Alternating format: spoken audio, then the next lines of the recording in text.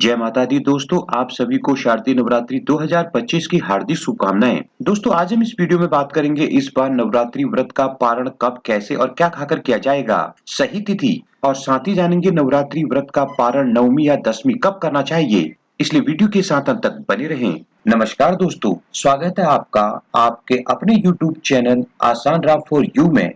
दोस्तों नवरात्रि का पर्व 9 दिनों का होता है। हालांकि इस बार नवरात्रि 10 दिनों की है। नवरात्रि में आदिशक्ति मंगल स्वरूपा माँ के 9 रूपों की पूजा होती है।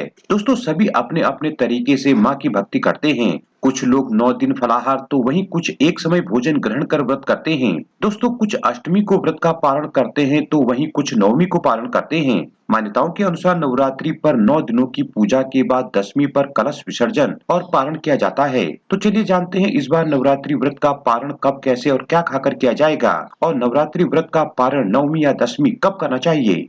आइए जान लेते हैं नवरात्रि व्रत का पारण कब करें। दोस्तों नवरात्रि पारण को लेकर अलग अलग मान्यताएं हैं। कुछ नवरात्रि के व्रत का पारण अष्टमी तिथि को करते हैं तो वहीं कुछ लोग नवमी तिथि में माँ सिद्धिदात्री की पूजा के बाद कन्या पूजन और हवन कर व्रत का पारण करते हैं। दोस्तों बहुत से लोग आश्विन प्रतिपदा से नवमी तक पूरे 9 व्रत का पालन कर दसवीं को पारण करते हैं। दोस्तों शास्त्रों के अनुसार पारण के लिए नवमी तिथि के अस्त होने से पहले का समय सर्वश्रेष्ठ माना गया है। साथ ही दसवीं तिथि भी नवरात्र पारण के लिए उपयुक्त मानी गई है।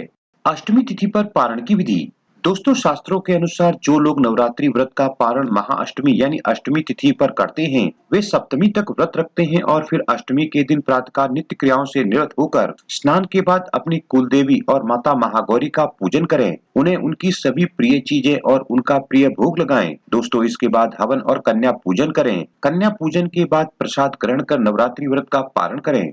अब जान लेते हैं नवमी तिथि पर पारण की विधि क्या रहेगी। दोस्तों महानवमी तिथि पर नवरात्रि व्रत का पारण करने वाले लोगों को इस दिन सुबह प्रातःकाल जल्दी उठकर नित्य क्रियाओं से निवृत्त होकर स्नान आदि के बाद माता सिद्धिदात्री की पूजा कर उन्हें भोग लगाना चाहिए। इसके बाद घर में हवन करें। दोस्तों हवन के बाद 9 कन्याओं तथा लांगूर को भोजन करवाएं और प्रसाद बांटें। कन्या पूजन के बाद भोग के लिए बनाया गया प्रसाद ग्रहण कर व्रत खोलना चाहिए।